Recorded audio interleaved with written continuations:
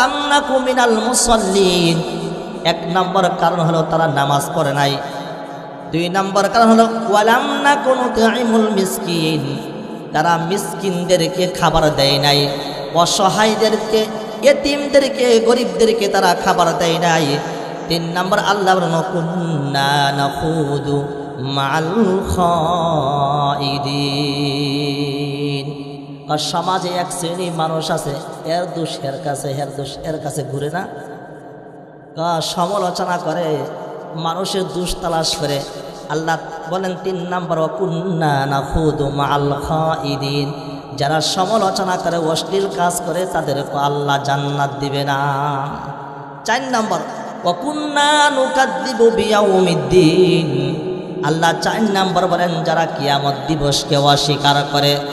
তাহলে এক নম্বর পাইলাম যারা নামাজ পড়ে না, দুই নম্বর পাইলাম যারা এতিম গরিব অসহায়দেরকে খাবার দেয় না। যে আয়াতে কারিমা তেলাওয়াত করেছি, এই আয়াতে কারিমার ভিতরে আল্লাহ তাআলা বান্দা বান্দীদেরকে কি বুঝাতে চেয়েছেন? মাত্র আল্লাহ তাআলা দুইটি বিষয়ে কথা বলছেন। কয়টি বিষয়ের? সকলে কথা বলি, কয়টি বিষয়ের কথা বলছেন?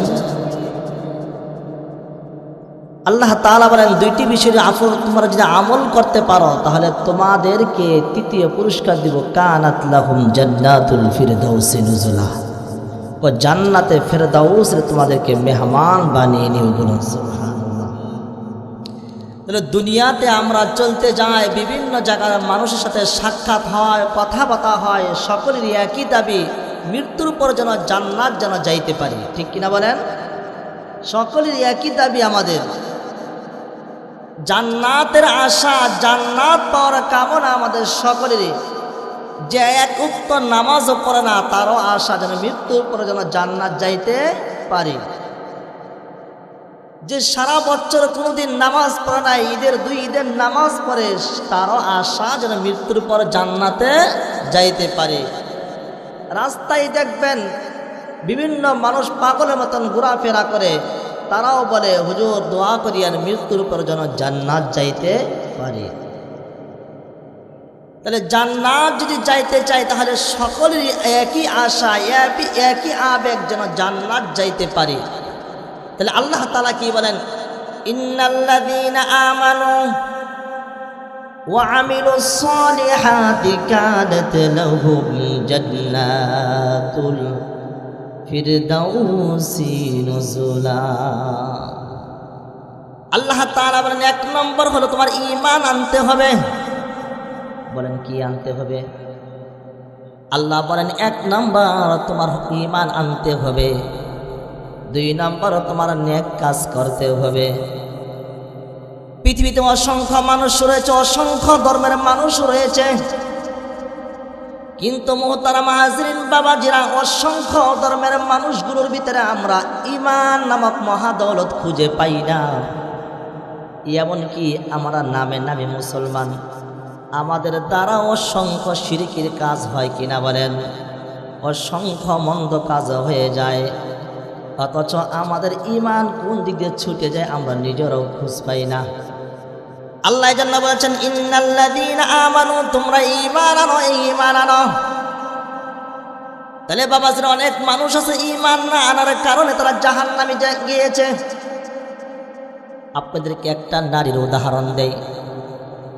মাদার তেরেসা নামক একজন নারী রয়েছে, যে নারী তার সমস্ত জীবনকে মুসলমানের জন্য, সব কিছু একবারে গোটা মাখলুকাত, ইনসানিয়াত, সর্বশ্রেষ্ঠ মাখলুকাত মানুষের জন্য বিলীন করে দিয়েছে। মহিলার জীবনী থেকে পাওয়া যায় মহিলা কোনদিন স্বামী গ্রহণ করে নাই। কেন? স্বামীকে গ্রহণ করলে স্বামীকে সময় দিতে হয়, দিতে হয় না? স্বামীকে সময় দিতে হবে। যদি আমি স্বামীকে সময় দেই তাহলে আমি মানুষের কাজে সময় দিতে পারবো না, আমি বিবাহ বসবো না। কিন্তু মাদার তেরেসা তিনি তার সব কিছু মানুষের জন্য বিলীন করে দিলেন, কিন্তু এই লোকটা জান্নাতের কোয়ালিটি অর্জন করতে পেরেছেন, কিন্তু জান্নাতওয়ালা হইতে পারে না। কেন জান্নাতওয়ালা হইতে পারে নাই? সে ঈমান আনে নাই। সে কি আনে নাই বলেন? ঈমান আনে নাই। আল্লাহ তাআলা বলেন ওয়া ইযা কিলা লাহুম আমিনু কামা আমানান নাস, আল্লাহ বলেন তোমরা ঈমান আনো ওই সকল লোকদের মতন তোমরা ঈমান আনো। তাহলে আল্লাহ বলেছেন ওই সকল লোকদের মতন ঈমান আনার জন্য বলেছেন। কাদের মতন ঈমান আনবো? আল্লাহ বলেন কাদের মতন ঈমান আনবা? আমার সাহাবায়ে আজমাইনের মতো তোমরা ঈমান আনো। আল্লাহ নবী বলেন আমার এক একজন সাহাবী নক্ষত্র তারকার রাজি নেই, আসহাবিকান নুজুম বিআইহিম ইকতাদাইতুম ইহতাদাইতুম। আমার এক একজন সাহাবী এত জান্নাতওয়ালা হয়েছে, তোমরা আমার সাহাবীদের দিকে তাকাইয়া তাকাইয়া তোমরা ঈমান গ্রহণ করো। আল্লাহ বলেন ঈমান এনেছে আমার সাহাবাই কেরাম, আমার সাহাবাই কেরাম যেমন করে ঈমান এনে জান্নাতওয়ালা হয়েছে, তোমরাও তেমন করে জান্নাতওয়ালা হয়ে যাও। আল্লাহ বলেন ঈমান আনবা, ঈমান আনার পর তোমাদেরকে পরীক্ষা নেওয়া হবে। আল্লাহ কি নিবেন বলেন? পরীক্ষা নিবেন। পরীক্ষাটা বিভিন্ন ধরনের হতে পারে বাবাজিরা। পরীক্ষা